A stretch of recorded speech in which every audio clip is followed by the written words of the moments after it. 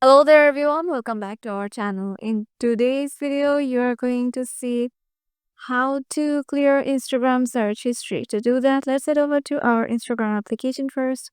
Once you are there, head over to the search section on the top,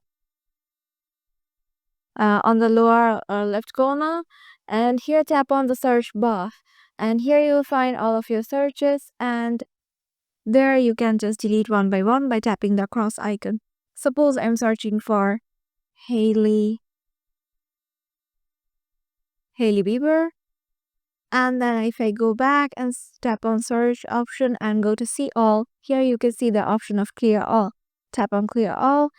Just confirm the clear all by tapping in here. And as you can see, the empty search is showing.